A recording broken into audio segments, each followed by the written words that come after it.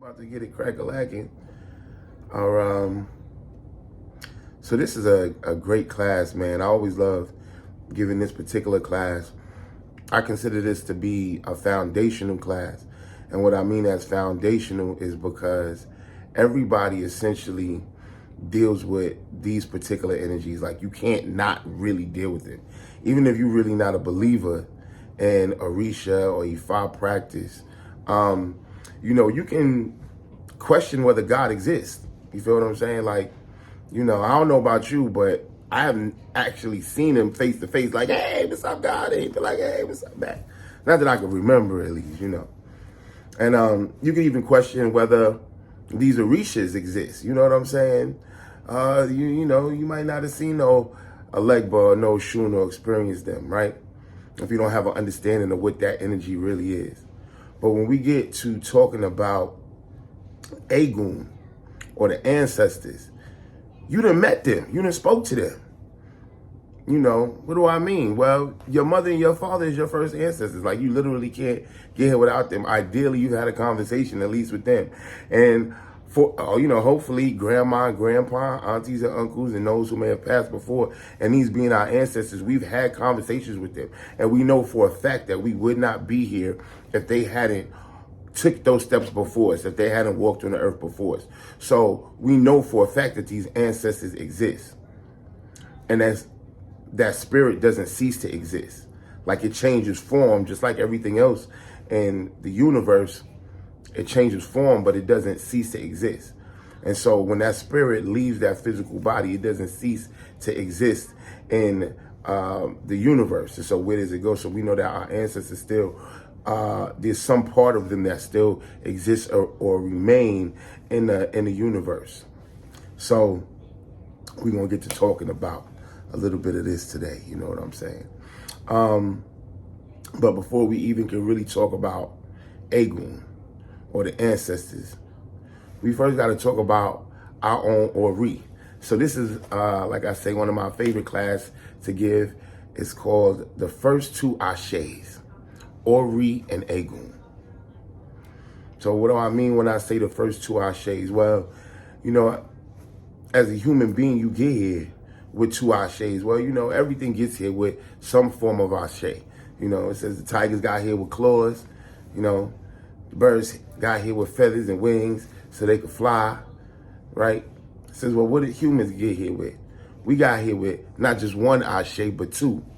You got here with your Ori, and then you got here with Egun. What do I mean you got here with your Ori? Your Ori means your head. That's what it literally means in Yoruba language, is the head.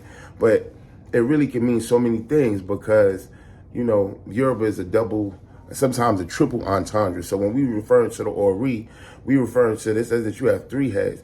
You have your head here on earth, your Ori Aye, that's like your consciousness that's actually making the conscious decisions, or so we think, right? We have your Ori Inu, or like your Ori in you. That's what we might call your head in your stomach, or which represents as your personality, or a lot of times like your intuition.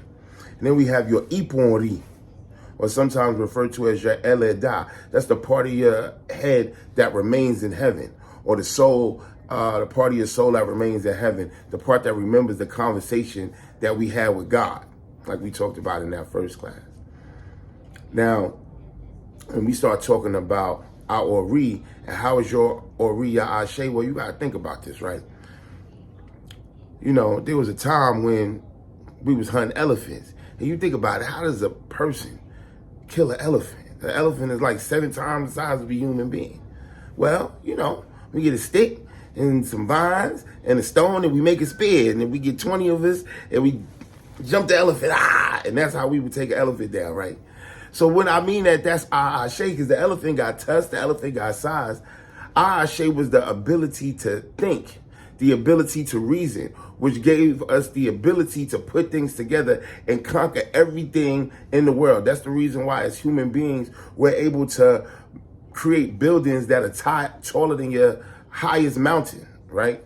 While we can create all of this technology, while we can overcome even the largest of God's great creatures on earth is because we came to the earth with our Ori, the ability to think, the ability to reason.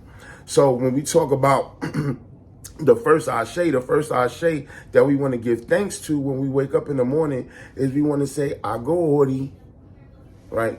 And so the Ori is the part of our soul, the part of our consciousness that allows us to get up and give thanks in the morning. Essentially, the meaning of the prayers, it says, hey, I woke up.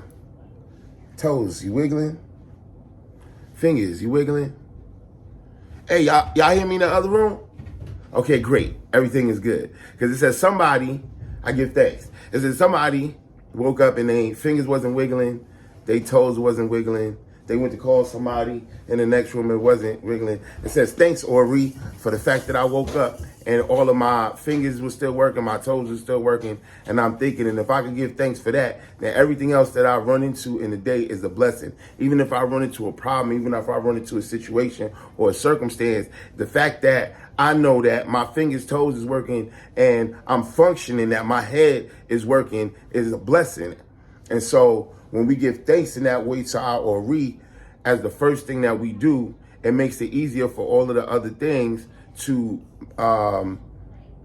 manifest, for us to be appreciative of it. And once we appreciative and grateful of things, that's really when the blessings start coming in. Because if you're looking at just life in general as being a blessing, you know, it's hard for you not to run into the blessings on a regular basis. It's hard for you not to run into blessings all throughout your day. So the first thing that we do is we get up and we thank Ori. And so we want to take a moment. You know, this is handout time. I sent all of you guys a little handout that has to do with Ori. I actually sent you two. And so the first one is the one for Ori. We are talking about specifically the head. From the Odu perspective, the Odu that we know that really represents the head is the Odu Iwori, usually known as the third Odu in Ifa, with Ejiogbe being the representation of the left side of the brain, Oyekumeji being the representation of the right side of the brain, Ejiogbe being the representation of the light, of organization, of the of rationale mind, of putting things in order. Oyekumeji being the representation of the darkness or chaos to some degree, or creative thinking, the subconscious, those things that you can't see, that's in the dark. And Iwori Meiji being the first combination of those two, the light and the dark, bringing consciousness, understanding, bringing organization to some degree of the mind to the world, is what you find in Iwori Meiji. So it represents the head, the pineal gland, the higher self, higher conscious thought. Okay. So before we get a chance to give thanks to any other Orisha, before we get a chance to even give thanks to Egun, remember that the first thing to thank is our own head. It says, because if your Ori doesn't accept the blessing, no other Orisha can give you the blessing. If your Ori, if your own head is not ready to accept money, if you win the lottery, you won't be broke in 5 years. If your Ori is not ready to accept that new fancy car, when you get it, you're going to end up driving fast and wrecking that car. So when we talk about if your Ori doesn't accept the blessing, no other Orisha, no other Egun can really give you the blessing until your Ori is ready to accept it. That's why we call it the receptacle of all of the blessings, is your Ori. It receives all of those. And so when even looking at Orisha, notice that the root word for Orisha is Ori, because the Ori is the first Orisha.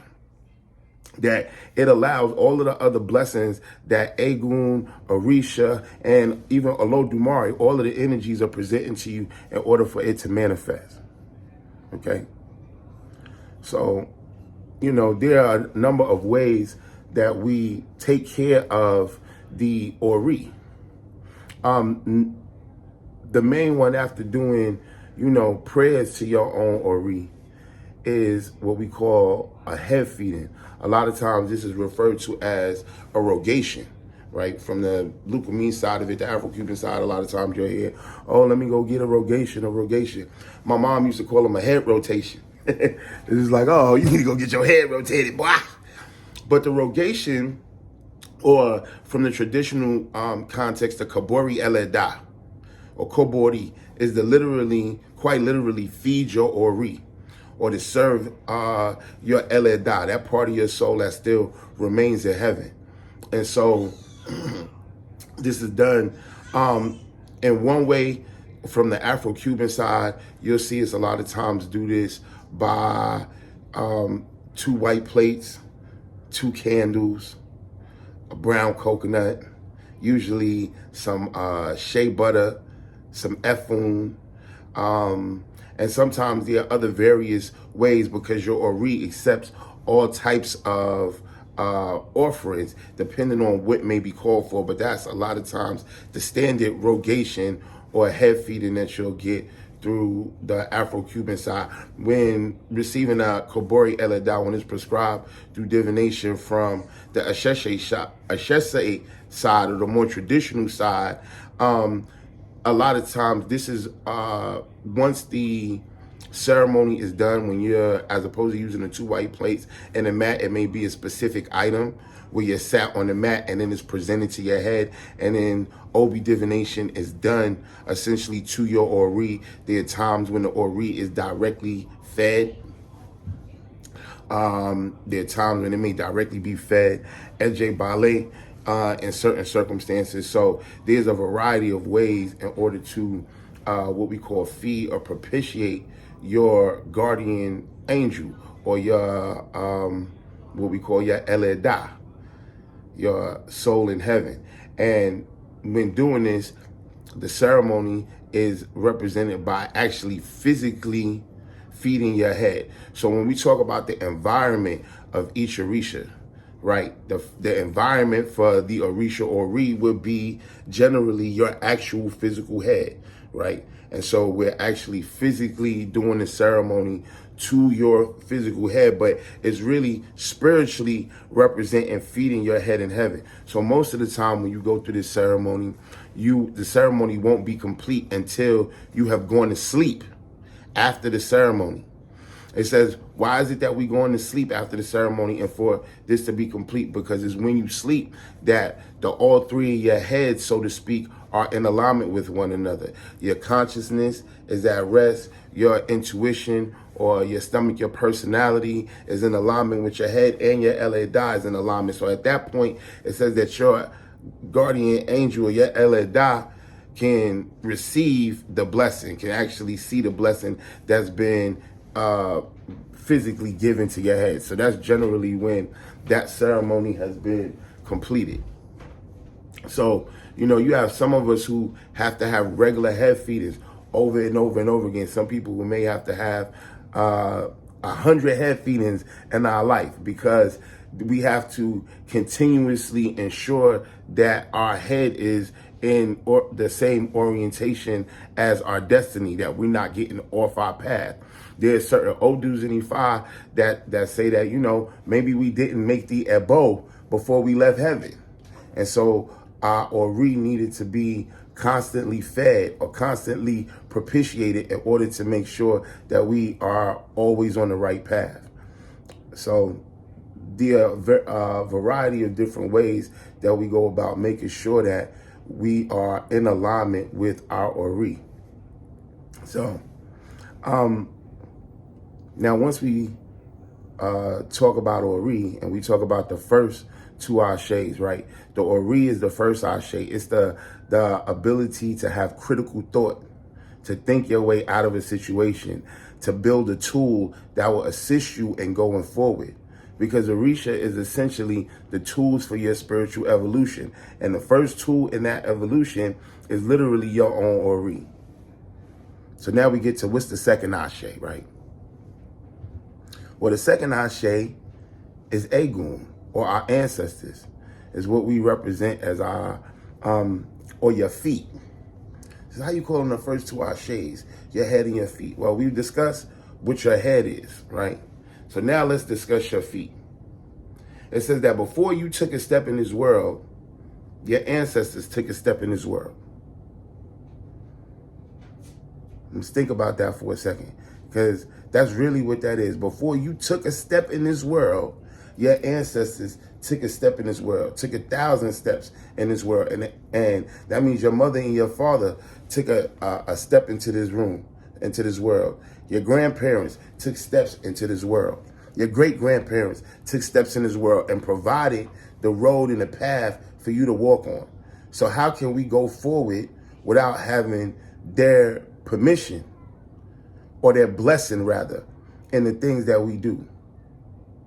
So before we really get to talking to Orishas outside of our own head, we have to make sure that we stop and get the blessings to go forward in the things that we do, to take these steps forward. So physically on the body, the place where the ancestors are represented, or the Eguns are represented, is your feet. From the traditional practice, you may actually have to feed your left toe and your right toe in order to feed the line of your mother and your father, if you don't actually have an ancestral altar. Because physically on the body, that's where your ancestors are represented at. There's some other places that the ancestors are represented at as well. Sometimes they're represented at being at your shoulders. We'll talk about that as well.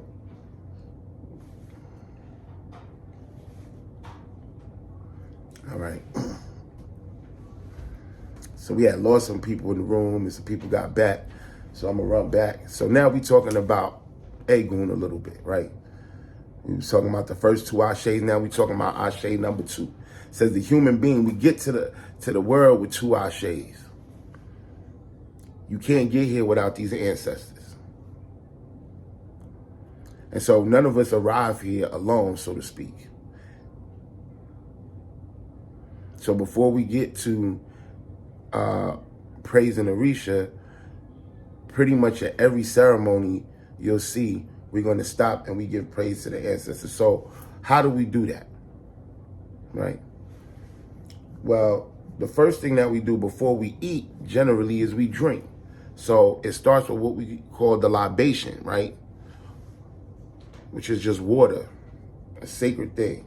Laboshinshe says, Omi tutu, una tutu, ana tutu, ile tutu, tutu egun, egun tutuo, tutu egun, egun tutuo.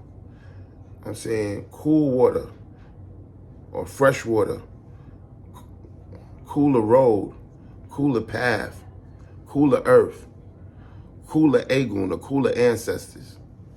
Tutu, tutu means cool. Omi tutu, una tutu, ana tutu, ile tutu, tutu egun, egun tutu. It says we cool the ground, and then we ask Egun for coolness and calmness and clarity. And so that we can proceed. So that's the first thing that we give as an offering is water.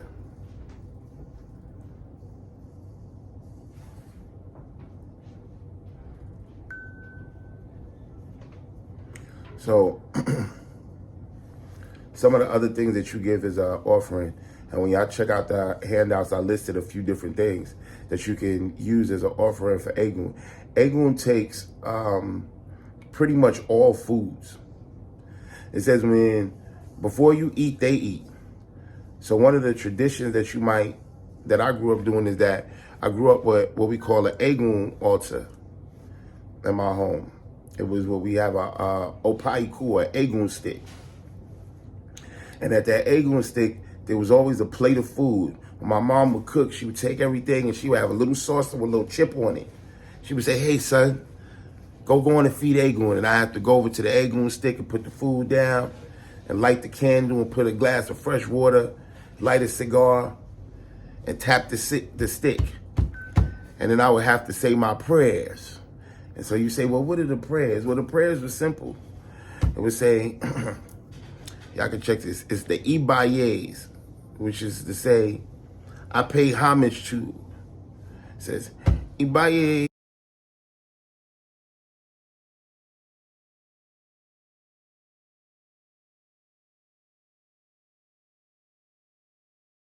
As you tell about, so forth and so on. And this was me to pay homage to my Eguns. And then I would have to say, light, peace, and evolution. So all of the ancestors of my mother and all of the ancestors of my father as I was tapping this stick. And this is, you know, at that point, if there was something that I needed, something going wrong in my life, something that I need clarity over, this is when we would talk to Egun and say, hey, Egun, I got some issues going on. I need some help. Things ain't going right at school. They bullying me. I ain't gonna front. I set the Eguns on them. I be tapping that stick. Da, da, da. Hey, listen. Yo, you don't understand. They giving me issues. Such and such and such and such is giving me problems. And Egun, you know, Egun move fast. Not saying that Orisa don't move fast, but Egun move fast. Why does Egun move fast? Because Egun understands time. You know, they was here more recently than Orisa, you might say. So they understand the things we understand. They understand bills and rent. And they understand all of these things that we feel like we going through in this modern world, right? Egun understands that. So when we got a problem, Egun is a lot of times who we go to first, because these ancestors are always there. And for that matter, Egun is temperamental, right? They're more temperamental than Orishas. Why? Because they still have so much of that human personage. And they fighting for you. They there for you. They your ancestors. And sometimes they can get a little wonky, just like family. They ain't always on your side. But generally, your own Eguns are working on your behalf, especially when they've been taken care of, especially when they've been propitiated, right? So when you having these issues, it's Egun a lot of times who we going to first, who's coming through for us, regardless of whether we familiar with Orisa or Ifa. It's Big Mama and them who was doing them prayers for us all them times, who still come through and assist us when we going through these issues. It's really the prayers of our mothers a lot of times that kept us out of a graveyard. And so that, when you look at that, that's when we really start getting into, the Iamis, because that's a part of Egun. When we talk about the Iami, a lot of the Iami, those are the witches. That's right. But if you look at what Iami means, it really means my mother. So when we talk about the witches, we talking about the ancestral mothers. Not just some dark energy that's out there. No, these are the grandmothers, great grandmothers, those who saw the things that we thought that we got away with. So a lot of times what people would consider the original curse was really because somebody got away with something and they thought they got away with it. They said the original curse was barrenness. Yeah, not being able to have a child, that it was the curse in the stomach. And it says that the birds were in the trees and they were watching. And they saw her when she had that affair. As you know how they say, mama's baby, daddy's maybe.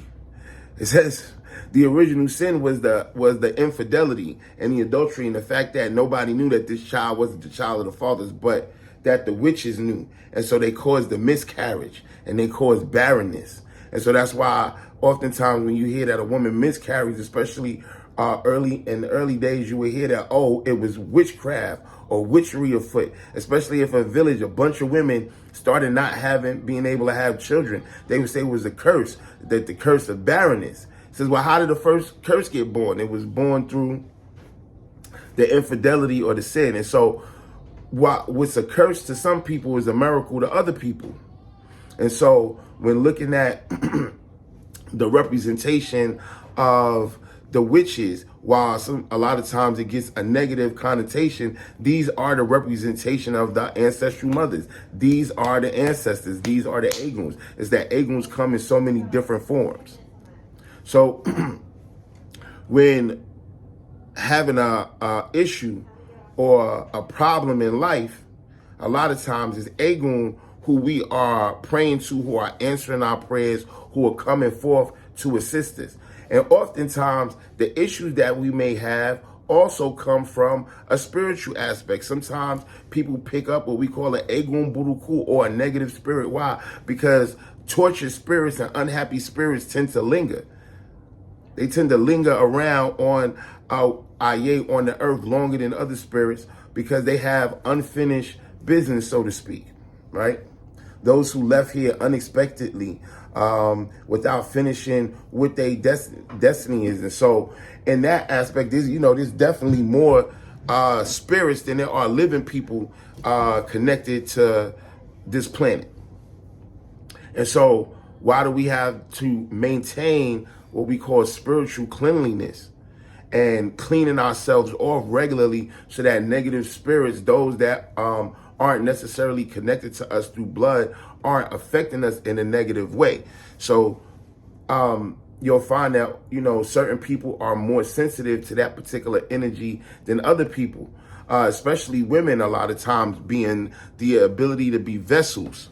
Because women have a womb and have the ability to be vessels.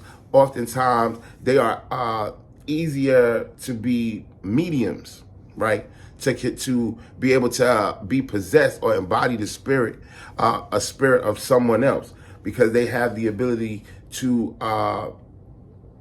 They have the womb, the ability to possess something inside of them. So, in that aspect, there are certain things that we have to do to protect ourselves spiritually in order to ensure that we are not being assaulted by spirits, right? So this is where I like to get to one of my favorite parts of this class. Is where we get to discuss the old school handy dandy Boveda. Now, why do I say it like that? The Boveda, or called the Abobra as I was coming up, is what you would consider an unconsecrated spiritual altar. What do I mean by unconsecrated?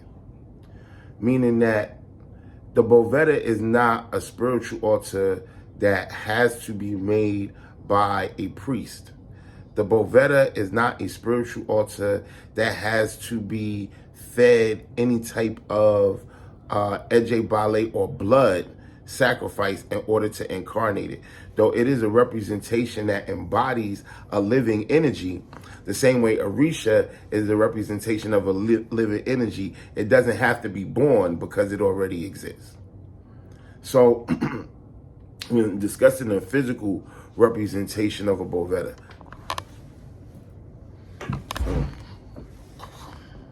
so let's talk about, at the basis, what these particular glasses represent, right?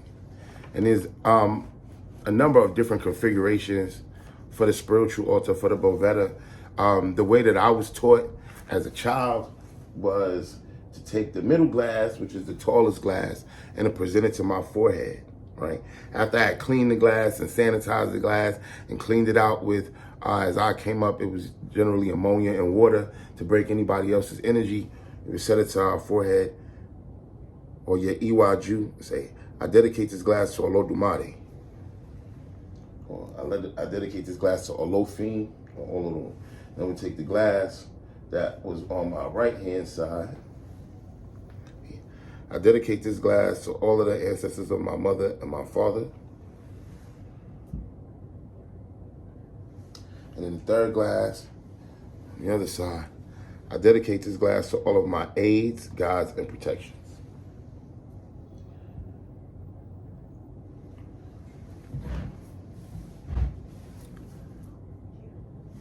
So after doing a dedication for the glasses, right, we take something called Florida water, or agua de Florida, and we would spiritually clean ourselves off with the agua de Florida. So give me a moment.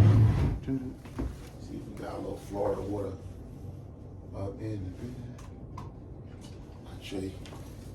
So y'all know that. Hopefully y'all know that. Florida water, right? All-purpose agua de Florida. Put a little Florida water in your hands like this. You rub it on your hands. And you would start at your Iwaju. Go over your crown, your Ori, to the back of your neck and flick forward towards the glasses in that motion. Then you wipe down your arms, your chest and your front, and flick towards the glasses. And usually you have to re-up on a little bit more Florida water. By that point, right down front of your legs, back of your legs, feet, flick towards the glasses. Right. Then we walk. We take, generally at the Boveda, you're going to have a white candle. So you will light the white candle. Then after lighting the white candle, you'll open your hands so that you'll be open to receive. Right? And you say, light, peace, and evolution to the spirit of, and I will go down the list of all of my ancestors. Light, peace, and evolution to the spirit of, and so on. All the way down my mother's line, and all the way down my father's line. And then light, peace, and evolution to all of the ancestors of my mother, light, peace, and evolution to all of the ancestors of my father. And I will also do whatever friends that I might have lost and people that I was praying for, and that might have been aids, guides, and protections. Light, peace, and evolution to them.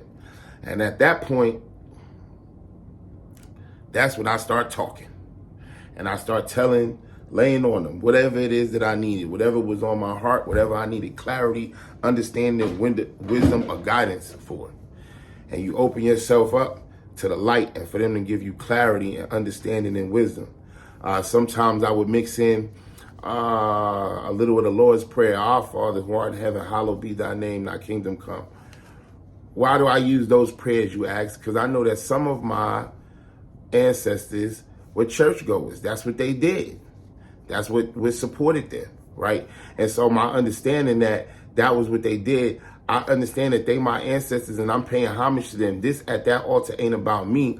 This is about me being in alignment with these spirits and these ancestors that came before me. I'm half Nigerian, so I speak as much Yoruba as I can at that point, asking for clarity, wisdom, guidance, and support on what it is that I'm doing. And, you know, at that point, for me, what I was taught was to do a bit of meditation, to sit at my Boveda. And so I would generally sit with my eyes closed, and I would imagine a white light. And I would try to imagine a white light right at the beginning, a little dot, and just deep breathe. And every time I would take a breath in, I would imagine that light just getting a little bit wider and breathe out. And I would just keep breathing in meditation until all I could see was the white light. And in that time, oftentimes, that's when I would see visions or clarity or solution to, you know, the problems or situations or circumstances that I might be going through. Like, that was a technique that I learned early on, whether it's a representation of self-hypnosis or just being in alignment with that part of your Eleda that is open to these energies coming through, or whether it's your Eguns coming through and giving you the clarity that you need. The Boveda is a representation of that spiritual part of yourself that exists in heaven. That's why the first glass, the middle glass, is dedicated to Olodumare, but it's presented to your Ori, because we are all a representation of Olodumare, right? It says really the human being is the composite of all of the Orishas, right? But it starts with the Ori, with the head, with the immortal spirit. And so when we give in homage to our head with that glass, that's really us giving a physical representation to that spirit that exists. Those other separate glasses on the right and the left are containers that are a representation of spirit. Why do you ask me using a glass full of water? How does that represent a spirit? Well, you got to think about it, right?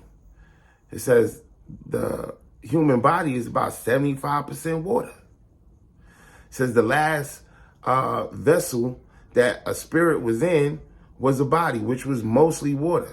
It was a container of water, right? And so water as an essence continues to carry on a little bit of everything that is ever touched, right? It's like the Kool-Aid. You mix it up, and even when you strain it out, it's still just a little bit of something left in there. And so the water and that glass is a representation of that element, that spirit, that water being contained. And so it gives it a physical representation for this spirit to rest in. That's the reason why we have these glasses that can be a representation of spirit. Okay. And so when you get to this Boveda and you done cleaned yourself off, you done spiritually cleaned yourself off. For me, I was spiritually sensitive. So as a child, there was a point where I had to clean off twice a day. I had to clean off at my Boveda before I left my house. And I grew up in New York. I grew up in Brooklyn. We go through a lot of stuff. You see a lot of people on the subway, you rubbing against and touching against a lot of people you ain't never going to see again. It's a lot of Roman spirits in that. So for spiritual maintenance, to keep me out of things, I had to clean off before I left the house. And then I had to clean off again when I came back in, so I didn't come back in with some of the stuff that I might have run into in the street. And so I would say these prayers and I would ask for this light and this peace and this evolution and guidance and clarity. And then once I got finished, whether I got me a vision or not, I would say I thank the good spirits and I would tap on the Boveda 3 times. 1, 2, 3. 1, 2, 3. 3 knocks. And then I could go on about my business. Now me, I used to leave them candles burning. This little light of mine, I was going to let it shine and make sure that these Eguns had some light to help direct me, to direct them, but also to help direct me. But, in these days, we try to be a little fire safety. So you may put your candle out. And I'm here for technology. I'm even good for buying one of them electric lookalike candles and putting that up there.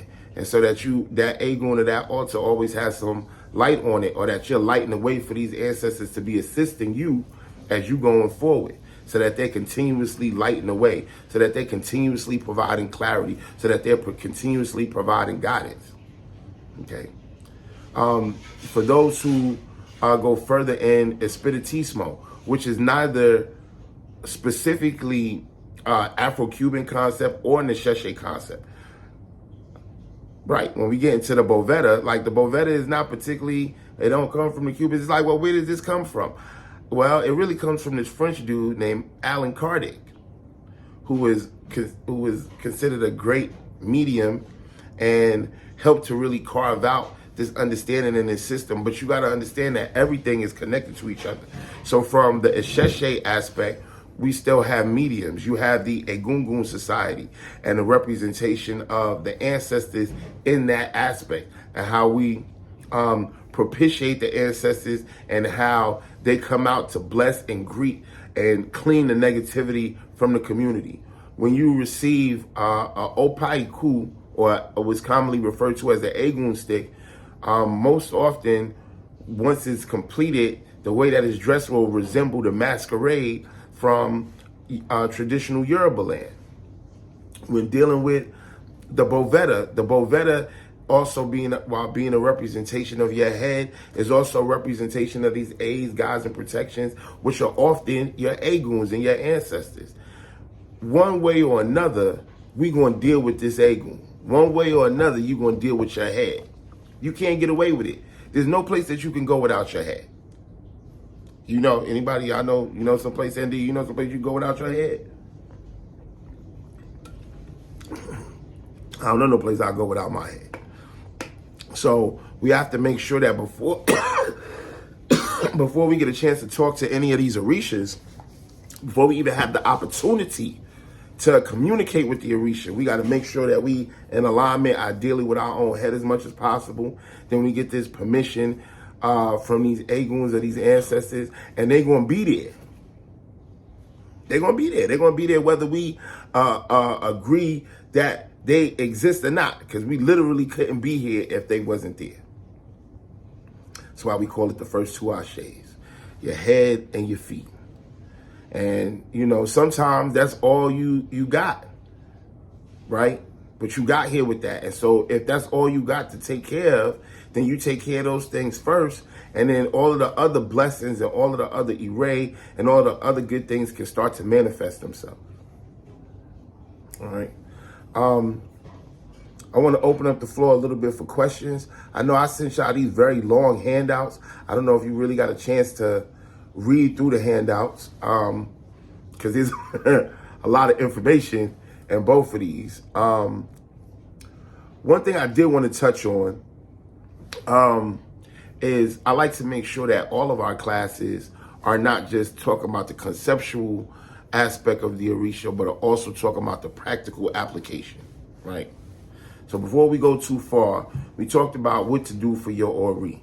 The first thing really to do for your Ori is to give your Ori thanks and praise in the morning. You can do it as your feet are touching the floor when you get out of your bed. I like to do mine in the shower as I'm washing myself. I wash my head and I give praise to my Ori. Ori jaja for me, Ori jaja for me, Ori jaja for me. Ori san egede me, Ori san egede me, Ori san egede me. I included a prayer for Ori in here. And so we're going to take a look at that real quick, because I know you guys like to get your own. We all like to do our Yoruba language lessons. So if you check out your handout, right, when you get down to page 3,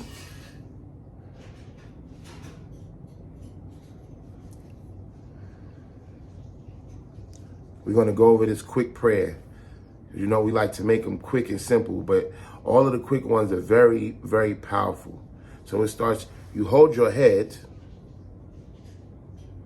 right? You say, Orisa mi. And you say it 3 times. Orisa mi, Orisa mi, Orisa mi. Orisa egede, Orisa egede, Orisa egede. Oriota saminiki, owolowo. Oriota samikini bimole mio. Oriota samiki yaya. To Ori, bring me a wife. For the women, Orioto samikini oko. Is Ori, bring me a husband. Ori oto samikini kole mole. Orisa mio, Orisa mio, Orisa mio. Olomajiki wa ni mope. So Ori, which is your inner spirit, Sami is guide me. Orisa mi, Orisa mi, Orisa mi. Inner spirit guide me. Inner spirit guide me. Inner spirit guide me. Orisa egede. Inner spirit support me. Inner spirit support me. Inner spirit support me. Oriota samikini owolowo. Inner spirit support my abundance. Samiki and bimo lemio says inner spirit support my future children. Orioto samiki ni aya. Inner spirit support my future wife or support my future husband. Orioto samiki nkole mole. Inner spirit protect my house.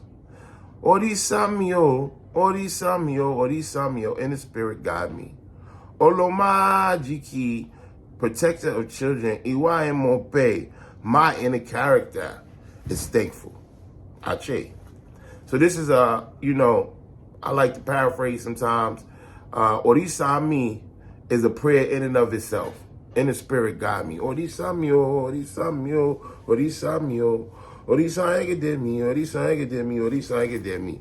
Inner spirit guide me, inner spirit guide me, inner spirit support me, inner spirit support me. And then Orija Jafone, inner spirit fight for me.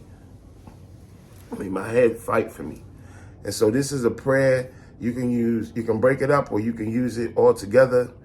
It's memorized. To memorize it, it's an Oriki for Ori. Okay? So, now we're gonna move on a little bit to Egun, right? Well, we did a little bit of Egun prayers as I was giving you the prayer for the Boveda. So it's question and answer time. You guys can open up your mics if y'all have some specific questions. I know David sent me something in the chat. Let me go check that out.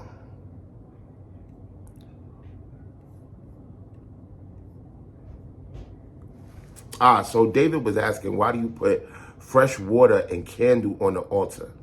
So those are what we consider the first physical sacrifices, okay? So when I say the first physical sacrifices, because the first sacrifices are really time and space, right? It says because your space is limited, and no matter how big your house is, you know, the fact that you've taken the time to create an altar or a space for that spirit to live, for that Boveda to be, for those ancestors to be, is the first sacrifice is to give it your space and your time, the effort that you given in order to create this altar for the spirit that you don't necessarily see, but that you know is there. And then the next offering is the water. The water also being the element that is closest to spirit, that whole spirit. But it's also before we eat, we drink. It says you can survive without food for 2 weeks, but you can only survive without water really ideally for a few days. With that being, man, I'm a little dehydrated. I might want to got the gray lip going on. Hold up, see, I'm drinking the wrong thing. I'm drinking a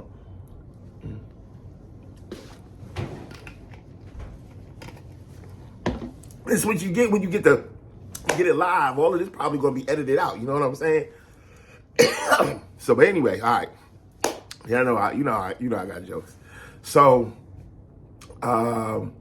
that's where you put the water on the Boveda. So that's the first offering. When even giving offering to any type of Orisha, like when we doing an invocation, when we doing, even if there's not the physical version of Egun, we giving the Omitutu, right? So that's the water to refresh things, to cool things before you get started is why you give water. And then the light, the candle, is literally to light the way for the ancestors, to provide sustenance to that which is in darkness, okay? And so, you know, you'll hear near-death experiences, it'd be like, oh, I was going towards the light. And they really tell you, hey, man, if you on your way out, don't go towards the light. That's the wrong way. You go back in the other direction, right? It's because that light literally caused that spirit, caused that ego. So you put the glass of water and a candle, man, and you start calling these eguns, these spirits, and they will show up. You ever seen a real seance? Generally, it's a big table, a bunch of people, and a large glass of water in the center of the table, because the water, that is the vessel that holds the spirit. Okay? So, let's see. We got some more questions.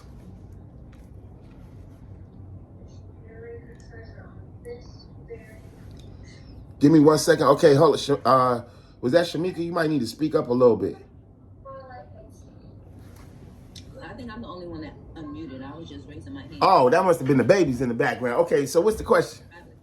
Okay, so when I'm looking at the document that you sent, and it talks about feeding Ori and the location, and I think it's like the second bullet where it talks about your navel or your belly button, and how the direction that you go and leaving some of the items in your navel. When I had, maybe it was the last reading that I had, I was advised that if I go any place, like with a sickness or death, hospitals, funeral, cemetery, that I needed to plug my navel with the Ifu, the shea butter. Yeah, to plug it with Ori and cotton or Ewo, or it's Ewe Owu.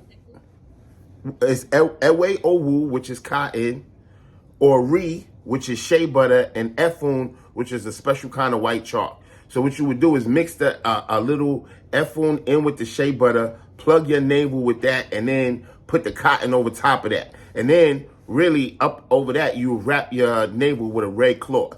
So I did that because I had a funeral I had to go to, and I was about to walk out the door, and I realized that I needed to do that. So is that protecting your Ori? That is to protect your Ori Inu, right? That's because we talk about the three representations of Ori. Your La Dai or Ipo Ori, that's your Ori in heaven. Your Ori Aye, which is your consciousness, and your Ori Inu, which is represented in your stomach. Or how would you access that? Through your navel, right? And so when doing that, it's protecting these particular orifices. Now remember, when doing that, you remember it's not just your belly button. You also supposed to do that on your crown first. Do it on the crown first and cover the crown with white as well. And then the navel. Not just that, not because you got two orifices that can potentially be possessed, that the spirit can sit on if they enter here, or sometimes they may enter, especially for women, potentially the navel. And also that you don't pick up, like curses or negativity or witchcraft entering from that particular part of your body. Because if you're not, it's a vessel.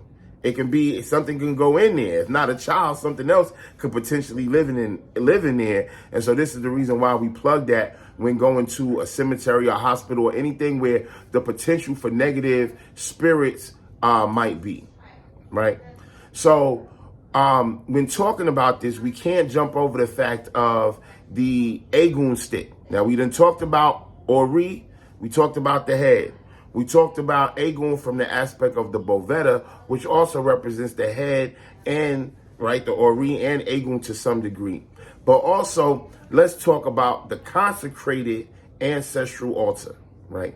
The consecrated ancestral altar, or there's multiple different representations in Yoruba and African spirituality of the ancestral altar.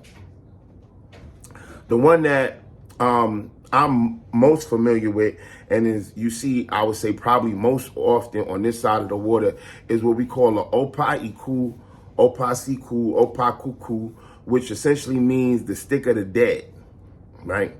And so the Opa Iku is a representation is a physical representation of your ancestors. The difference in an Egun stick and a Boveda is that the Egun stick is more like an Orisa in that it has to be consecrated, meaning that there's special what we call Ases that are used to consecrate it. There's special herbs that are used potentially to consecrate it.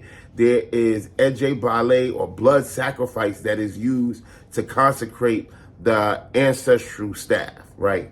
And there are times when the ancestral staff is fed blood. Also, this is the ancestral staff is normally where you will put food offerings, right? Those are perishable offerings. You don't generally find food at one's Boveda. Bovedas are normally kept very, very clean and very, very sparse. It's on a white cloth. You might find flowers there, right? And once the flowers die, they generally should be removed. They shouldn't sit there for a long time. You may find different representations of spirit there, alcohol, right? You may also find pictures. That's what you would normally find as a Boveda. Pictures of the deceased relatives, the ancestors. Generally, you will not find pictures of a living person on the Boveda, like a picture of you and that person shouldn't be on your Boveda, even though you may have been close to them in life. Because spirits are temperamental, we don't want to incite that spirit to pull you over to the other side along with them, especially if their death hasn't been resolved yet. So it's important that you don't put pictures of yourself on with deceased people on your Boveda. But so those are some of the things that go on there. Spirits, different types of liquor potentially. Sometimes you might find tobacco, cigars, or cigarettes.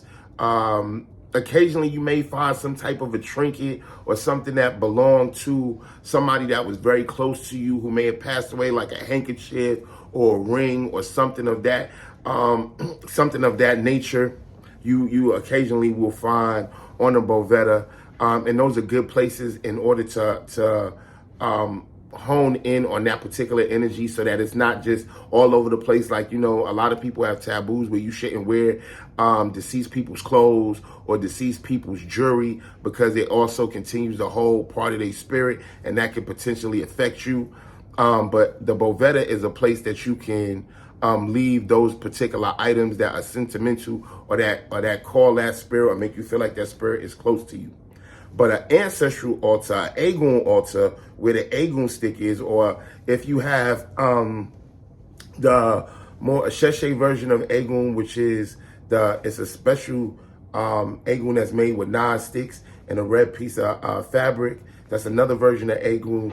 You may also find what we call a Teha, which is more of an Afro-Cuban representation of Egun that's given by the Babalao, which is made of a clay tile and has special Odu that's printed on it. That is a representation of Egun.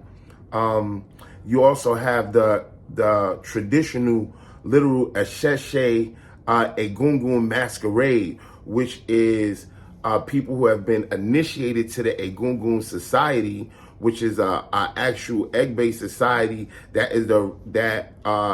is representative of our ancestors and that come and are possessed by are ritually possessed by the Egun and come out once or twice a year in order to remove negativity from the community, to do cleansings for the community, to bless people. So these are all different types of representations of ancestors or Egungun. The thing that I think is most important to remember is that everything that we do in the Orisha tradition and Ifa tradition is based on ancestral veneration. There's nothing that we cannot do without the presence and the blessing of Egun, without the presence and the blessing of the ancestors that came before us. And so even when we are talking about Orisha, when you really start to delve into what Orisha is, at its core, Orisha really are, to some degree, deified Eguns. These are, at some point, the roads of a different Orisha are human beings that walk the earth and with such an incarnate energy of a particular Orisha that they were then deified after they left here. So they started out to some degree as a Egun, and they were deified over time in prayers and answering the prayers of the people, as well as calling on the Orisha. And so they're syncretized with particular Orisha.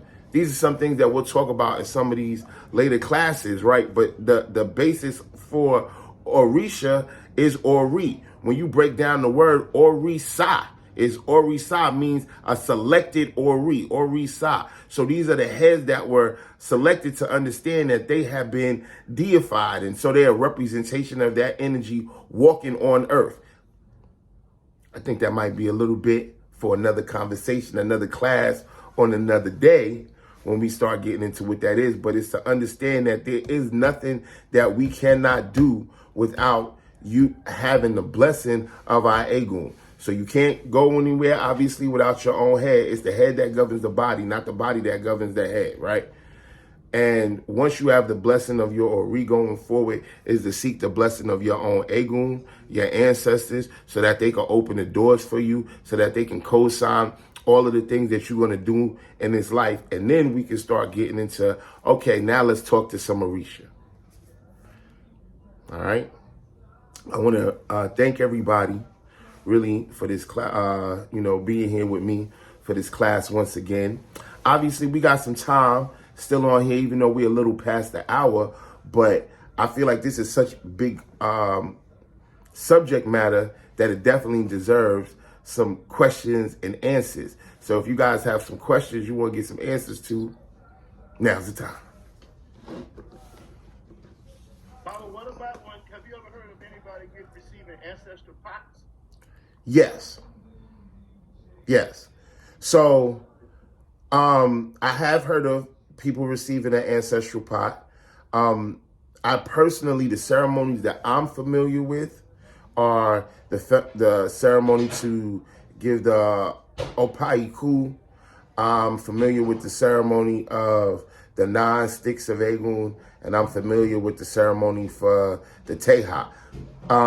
So I can't specifically tell you about what's in them pots because I don't know. You know what I'm saying? Pots, as far as I know, generally represent Orisha, but I have heard of receiving my Egun pot before. And you got to remember, that Orisha practice is wide and spread out, and there's many different towns that found their way to connect with the same energy. Just like there's as many different dialects as there were in Yoruba land, 500 years ago. There's as many different potential ways that you may have in order to be in alignment with a particular energy. And so the way that they bury people in the Kiti ain't necessarily going to be the way that they bury people in Oshogbo. So with their ancestral rites in one town might have been very different in another town, you know. Just like if you check out, I'm not going to go through it here, but that's why the one sheets are beautiful. And that Egun one sheet, I left the apatiki of how the Egun of the 9 sticks was born, right? And in this apatiki, it talks about when we did not bury people in the ground yet. We weren't burying people in the ground at that point, right?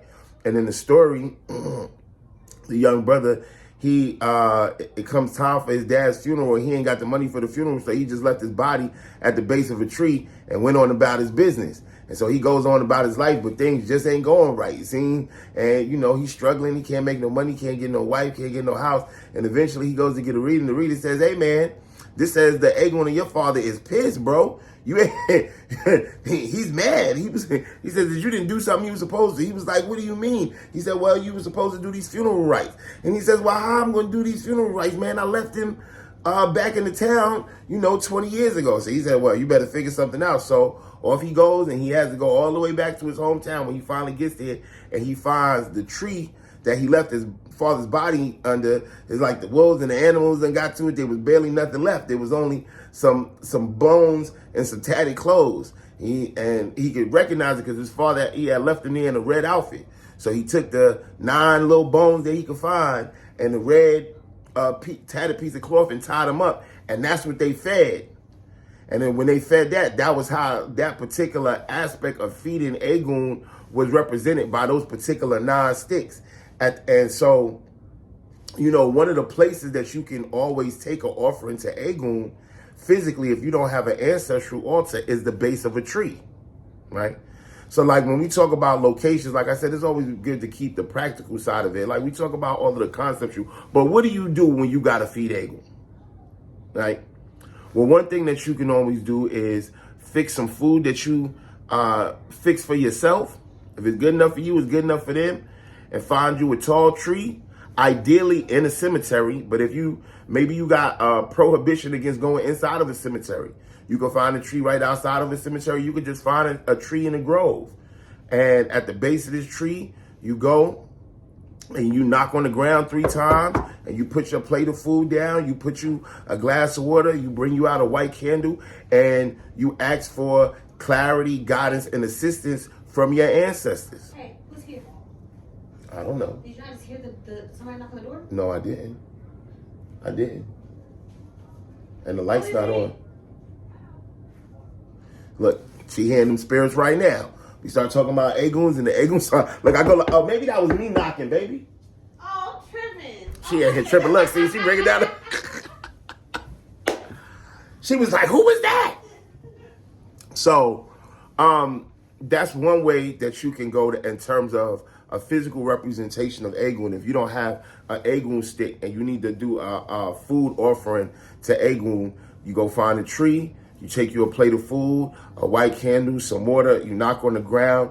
You say your prayers, light, peace, and evolution to the spirit of, and then you tell them what you need to tell them.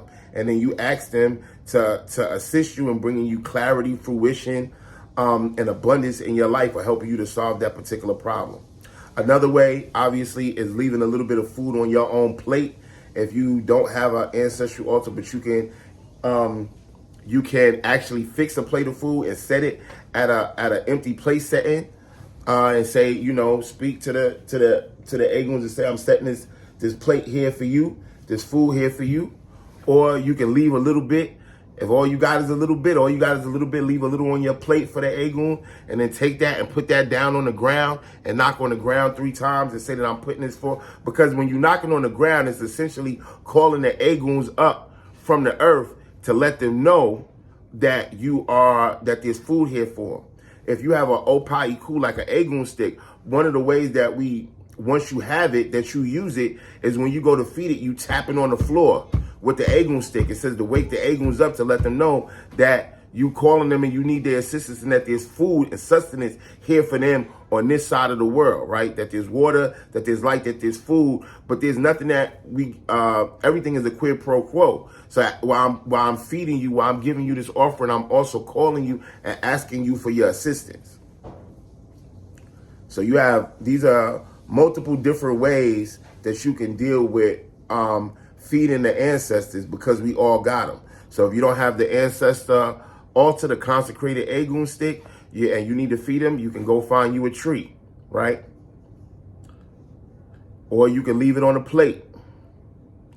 If you, have a little bit of resources, it's okay to set up a bovetta for yourself, to make sure that you clean it and that it's in a clean space. Bovettas also should not be set up in your bedroom.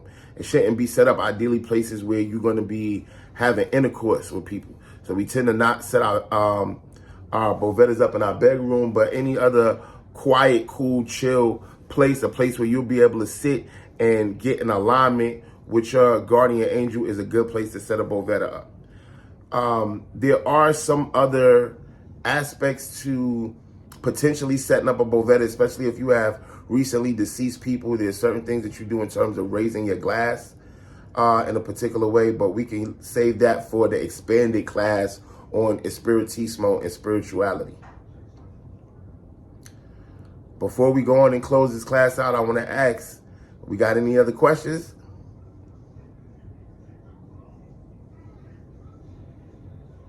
Dave, what's up, bro? I can't hear you, though. You got to take yourself off of mute. I heard you say something earlier, which I've been dealing with a lot of, because I travel a lot of places. Mm-hmm. And how do you feel about like I go to different functions and different people I've met, Cuban people I've met, Afro-Cuban. I just came back from Cuba on just a tourist thing, and they took me through a whole experience. But how do you feel about people gaining a little information from different sources? Is that a good thing, or you should just get all your information in this tradition from one source? I look at it as like kung fu. You might go over here and learn something from this master and learn something from that master, but it's still all kung fu. So how do you feel about, So just like kung fu, right? If you got a particular sensei, it's important for you to ideally master, or at least the functional aspects of your particular discipline, right? Now, that doesn't take away from learning additional techniques and ways to do things from other people, but you do that with the foundation of understanding what your tradition is and what works for you. When you have a godparent, somebody who is assisting you in your own spiritual evolution, ideally they are teaching you from a place of personal experience, right? And so they can give you assistance because they have already been through potentially some of the same things that you may be confronted in your own experience. But that's not to say that any one teacher knows everything, right? And so I think that it's important, if nothing else, to use your first Ashe. What is your first Ashe? Your Ori, meaning that you need to use critical thinking in all that you do, right? And so when you find a piece of information that relates to your own personal experience and can be applicable to your own potential of practice, I think that it's incumbent upon you to take that at least that information, internalize it in a constructive type of way. You see what I'm saying? And that literally is the representation of your Ashe. To do anything else other than that would be to be denying the Ashe of your Ori. Like, oh no, I'm not going to think my way through this particular thing. I'm going to just play dumb, deaf, and blind and just go. Nah, that your Ori says use your Ori first. Oh, shit. And that happened to me in Cuba. When I was in Cuba, they were doing a bembe for Shango, and everybody was trying to go in, and they wouldn't let nobody in. Then the godmother came out there and picked me out the crowd. She didn't know me or nothing. She said, he can come in. And then I said, but he must got some kind of Ashe with him. And she let me come in. See? It's real deal stuff. Right. And the spirits see The spirits, the Egun see, the Orisa see, and they recognize. You know what I'm saying? So I think that to understand that we're all spirits going through this human experience, right? And so when you start looking at it from that aspect, because that's what this whole thing about dealing with Ori and Egun are, because they're really two aspects of the same thing, right? That because we're both talking about the spirit. We talking about the spirit that's one being incarnated right now in this body, but those that were incarnated that's no longer here. But they're both just polar opposites of the same spirit. The spirit don't die, right? So when you're looking at it at that we're all going through this individual experience, it's incumbent upon you to make your own judgment call in your experience, because ain't nobody walking in with Dave's feet. And ain't nobody walking with Dave's head. So you better make that decision according to that, right? All right. Well, yeah, I want to thank everybody, man. I think this has been a great class. I hope that it's been educational and informative and fun. You know, I try to keep it light. And if you have additional questions, you guys know that you can always hit me up. I will be making the pre-recorded version of the class available. So if you guys want to read back through it, let me know. You guys got the one sheet. And I hope that you guys have a great rest of your week. And I hope to see you in the next class. The next class that we will be doing from this series is going to be Ogun, the road clearer. Ashe. Ashe, Odabo.